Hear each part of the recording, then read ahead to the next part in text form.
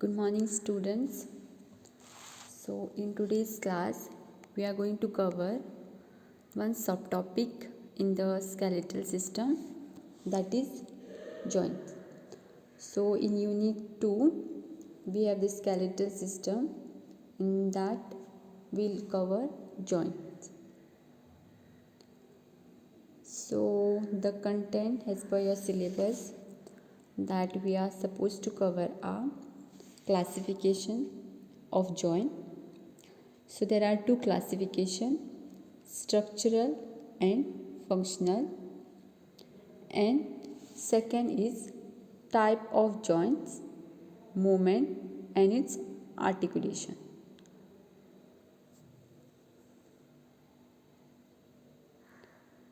So now we all know what are joints. When one bone connects with the other, the point of attachment, they are called joint. So the human skeletal need to move, but bones are too rigid to bend without being damaged. So if we have just one bone for entire hand, we won't be able to move that. If we want to pick up any object, we won't be able to bend. So just because we have different joints, like we have a humerus which is attached to ulna and radius, it forms one joint. So we can move our hands, we can pick up the object, we can stretch. Fortunately, the flexible connective tissue holds bone together at the point of contact, which is called as joint. So what is joint? It is also called as a articulations, which is a point of contact between two bones or between bone and cartilage or between bone and teeth. So joints are constructed to allow for different degrees and type of movements. So now we'll see how these bones are classified. So we have two different classification, that is structural classification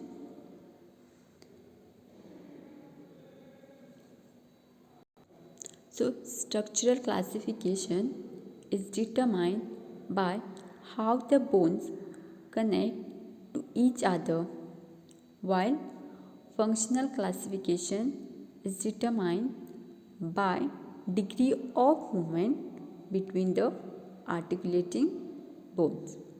So first we'll see how structural joints are classified.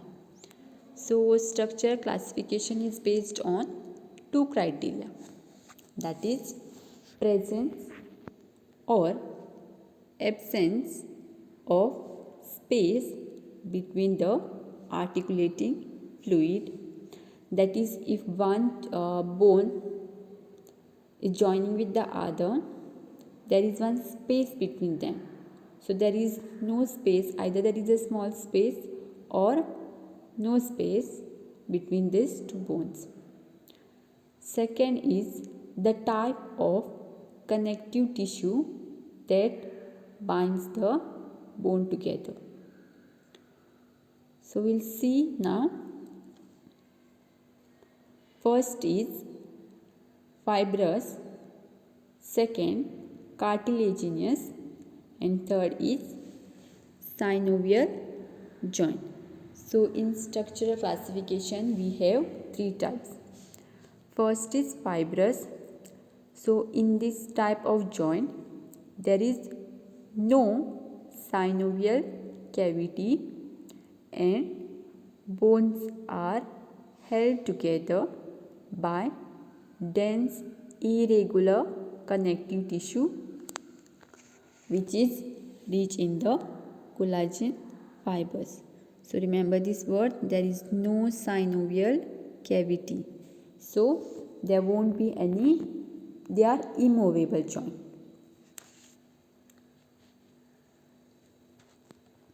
Second, we have a cartilaginous. So in this also there is no synovial cavity and bones are held together by cartilage. As the name says, cartilaginous, they are held together by cartilage.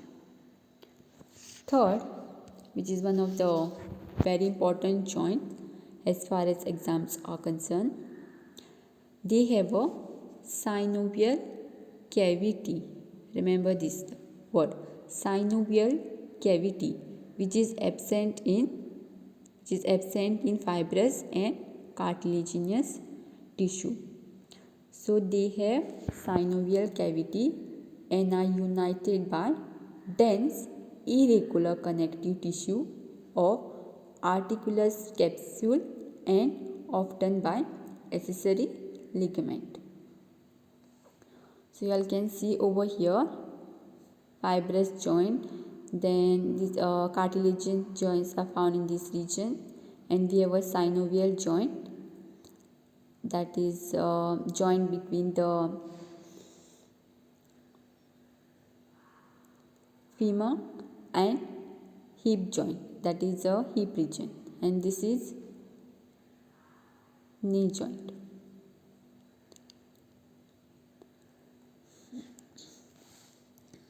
Then the second classification, we have functional classification. So in this we'll cover, it relate to degree of movement they permit. So we have, first one is synthrosis, an immovable joint. So it permit little or no mobility. So most synthrosis joints are fibrous joint. Example is skull sutures. Second is amphitheosis. So it is also permits slight mobility, that is movement. Most of these amphitheosis joints are cartilaginous joint. So this joint is mostly found in intervertebral disc, the vertebral columns, intervertebral disc. Then last one, we have a diathesis, which is also called as a synovial joint. So it is a freely movable joint.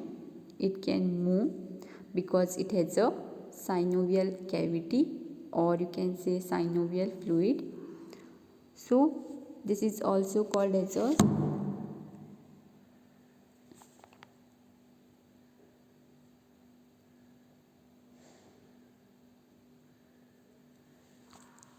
synovial joint. So synovial joint can in turn be classified into 6 groups, which we'll see subsequently. So then we have connective tissue. So there are 3 different types of connective tissue that are found within the joints. We have a cartilage. So it forms a cushion between bones in order to stop them rubbing. Then we have a ligament, which are like very strong string that hold bone together. Then we have a tendons, so which are attached to muscles, which attaches muscles to bones. So we have already seen in the skeletal system in our previous classes that we have a bone, then we have a tendons, and then to this tendon the muscle fiber is attached, or you can say muscle bundle is attached, and then there are various other tissue. So we'll see now fibrous joints in detail. So we have 3 type of fibrous joints, that is sutures. Second is syndesmosis, and third is interosseous membrane. So sutures, they are composed of thin layer of dense irregular connective tissue. They are mostly found in the skull region. So we have already covered the various bones of the skull. So we have a frontal, we have a parietal, then we have a temporal bones, then we have a occipital bone. So all these bones are connected by joint called fibrous joint. So in that we have a sutures. So example is coronal sutures, which connect parietal and frontal bones. So in fetal skull, the sutures are wide to allow the slight movement during birth. And then later after development, they become rigid. So you can see over here the joint, that is suture, between parietal and frontal bones. Next is syndesmosis. So syndesmosis are joints where two adjacent bones are linked together by considerably greater amount of connective tissue that in sutures in the form of interosseous ligament and membranes. So this type of joints are usually found in the radioulnar region. Then we have a tubulofibular joint. So this joint will be between tibia and fibula.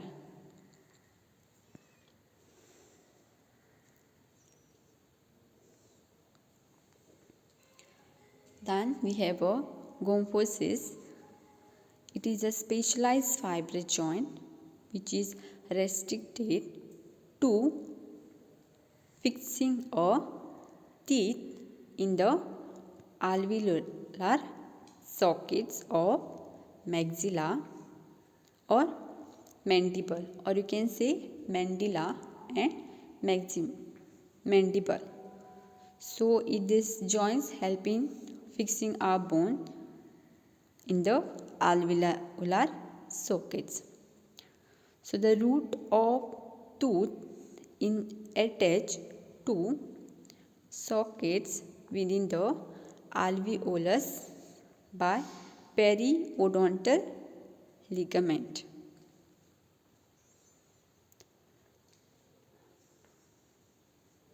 Then we have a interosseous membrane.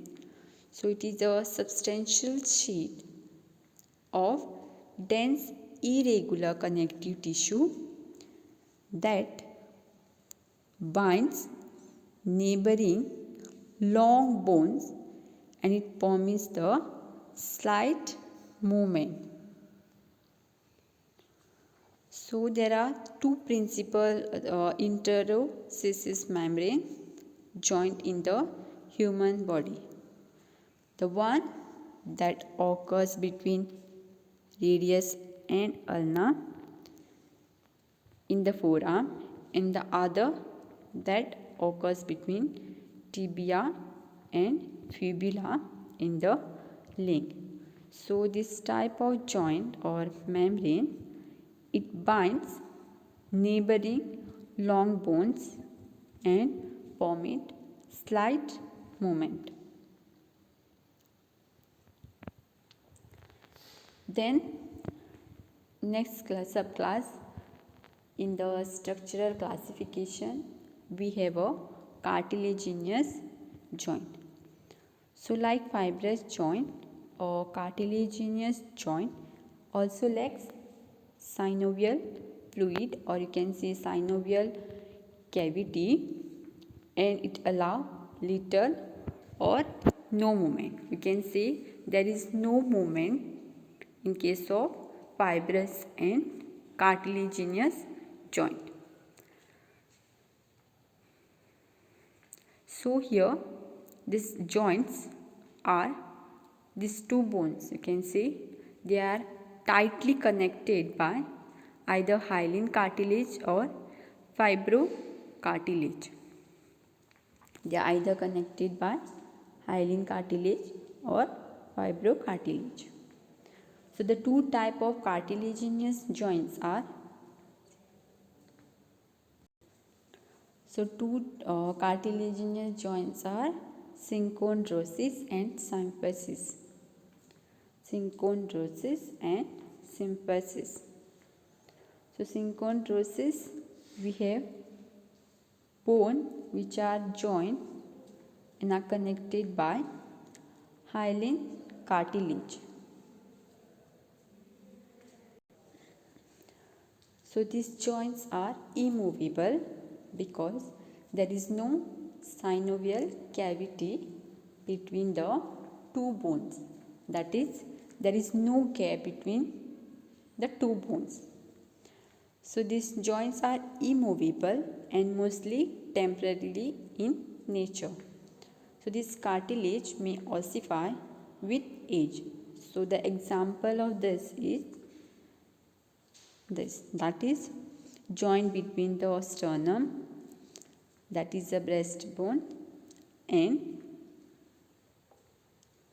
first rib, that is sternum and rib.